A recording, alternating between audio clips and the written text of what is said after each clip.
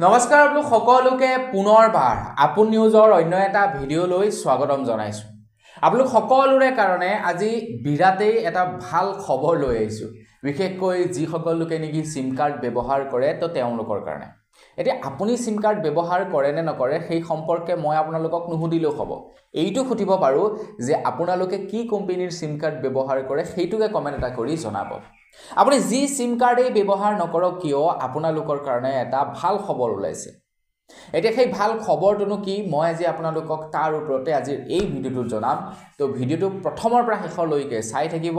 মই শ্ৰীপান্তি গগৈ, আপোনালোকে চাই আছে আপোন নিউজ। আহক আৰম্ভ কৰোঁ আজিৰ ভিডিঅ'। আপোনালোকৰ বাৰু মনত আছেনে আজিৰ পৰা প্ৰায় আমি যদি 5 বছৰ আগৰ কথা কওঁ, অৰ্থাৎ জিঅ' অহাৰ আগৰ কথা যদি আপোনালোকক ক'বলৈ যাওঁ, আপোনালোকৰ বাৰু মনত আছেনে আপোনালোকে সেই যে 10 টকীয়া এটা ৰিচাৰ্জ কাৰ্ড পাইছিলে, সেই ৰিচাৰ্জ কাৰ্ডটো ভৰাই আমি এমাহ চলি গৈছিলোঁ। আপোনালোকৰ বাৰু মনত আছেনে 10 টকীয়া এটা ৰিচাৰ্জ কাৰ্ড পায়, এটা পাৱাৰ প্লেন পায়, যিটো ভৰালে নেকি আপোনাৰ মিনিটত 10 পইচা 20 পইচা এনেকৈ কাট খায়, আৰু লগতে SMS পেক বেলেগকৈ পায়, নেট পেক বেলেগকৈ পায়। এই ৰিচাৰ্জবিলাকৰ কথা বাৰু আপোনালোকৰ মনত আছেনে? তো সেই সময়ত আমাৰ কি হয় 10 টকা 20 টকাত গোটেই মাহটো চলি গুচি যায়।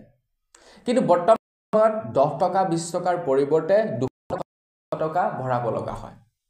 তেতিয়া এটা মানে ডিসএডভান্টেজ আছিলে কি আমি সৰহকৈ নেট পেক নাপাওঁ, আমি নেট স্পীড নাপাইছিলোঁ। আজিৰ পৰা 6 বছৰ 7 বছৰ আগৰ কথা যদি ক'বলৈ যাওঁ, আমি নেট পেক বেছিকৈ নাপাইছিলোঁ, আমি ডাটা পেক বেছিকৈ নাপাইছিলোঁ।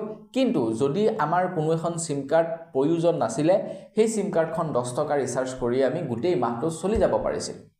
কিন্তু বৰ্তমান সময়ত হৈছেগে কি যে আপোনাৰ সিম কাৰ্ডৰ প্ৰয়োজন হওক বা নহওক, আপোনালোকে 200 টকা মিনিমাম ৰিচাৰ্জ কৰিবই লাগিব। যদি 200 টকা মিনিমাম ৰিচাৰ্জ কৰে তেতিয়াহে আপোনালোকৰ সিম কাৰ্ডখন জীৱিত হৈ থাকিব। বৰ্তমান সময়ত সেই নিয়মটো প্ৰস্তুত কৰা নাই জানো, সেই নিয়মটো বনোৱা নাই জানো? কিন্তু বন্ধু বান্ধৱীসকল এতিয়া আৰু টেনচন নাই। এতিয়া ট্ৰাই তৰফৰ পৰা দুটাকৈ ভাল খবৰ আপোনালোক সকলোৰে বাবে ঘোষণা কৰিছে।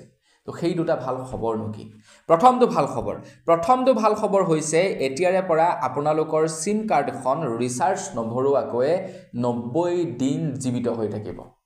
আপোনালোকৰ সিম কাৰ্ডখনত যদি আপোনালোকে কন্টিনিউ 3 মাহ ৰিচাৰ্জ নকৰে তেনেহলে সেই সিম কাৰ্ডখন কোম্পানীয়ে কাটি দিব নোৱাৰিব।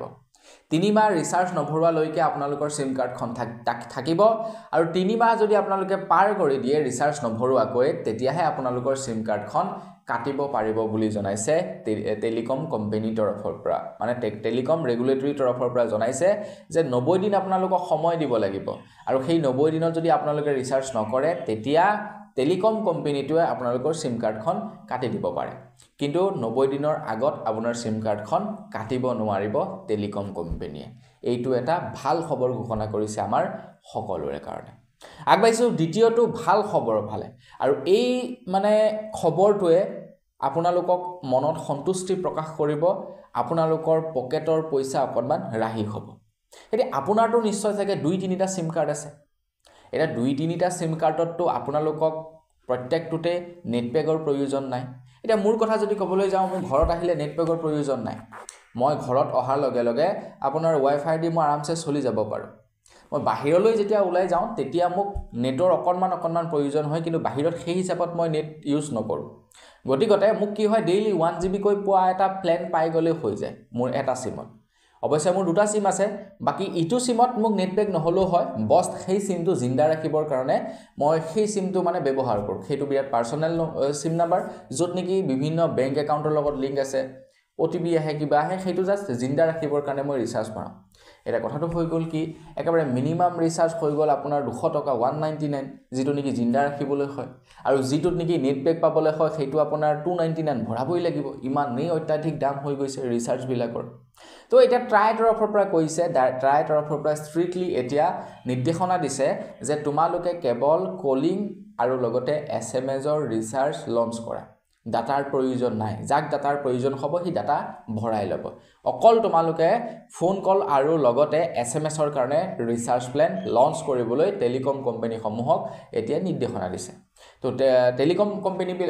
টেলিকম ৰেগুলেটৰী তৰফৰ পৰা জনোৱা অনুসৰি যেতিয়াই নেকি এই ৰিচাৰ্জসমূহ কেৱল ফোন কল আৰু SMS-ৰ বাবে হ'ব তেতিয়া 210 টকালৈকে ৰিচাৰ্জৰ দাম কমি যাব বুলি জনাইছে মানে যথেষ্ট পৰিমাণৰ দাম কমি যাব ৰিচাৰ্জৰ যেতিয়াই নেকি কেৱল ফোন কল আৰু SMS-ৰ কাৰণে ৰিচাৰ্জসমূহ লঞ্চ কৰিব আৰু এই 2025 চনতেই আপোনালোকে সেই ৰিচাৰ্জসমূহ দেখিবলৈ পাব খুব শীঘ্ৰেই আপোনালোকে দেখিবলৈ পাব যিহেতু বাজেট ঘোষণা কৰিলেই বাজেট ঘোষণা কৰাৰ পাছত ন নিয়ম ওলাব আৰু ন নিয়মত পৰি টেলিকম কোম্পানীসমূহে তেওঁলোকৰ যিবিলাক নেকি নিয়ম আছে সেইবিলাক চেঞ্জেছ কৰিব লাগিব তো বন্ধু-বান্ধৱীসকল এই দুটাই আছিলে ভাল খবৰ যিসকলে সিম কাৰ্ড ব্যৱহাৰ কৰে তেওঁলোকৰ কাৰণে তো খবৰ দুটা জানি কেনেকুৱা লাগিলে আপোনালোকৰ কমেন্ট কৰি জনাব আৰু এইটোও জনাব যে আপোনালোকে কি সিম কাৰ্ড ব্যৱহাৰ কৰে তো আজিৰ ভিডিঅ'টি মানে পুনৰ ডাক্তৰ সকলোকে লগ পোৱাৰ খালি বিদায় মাগিছোঁ ধন্যবাদ জয় অসম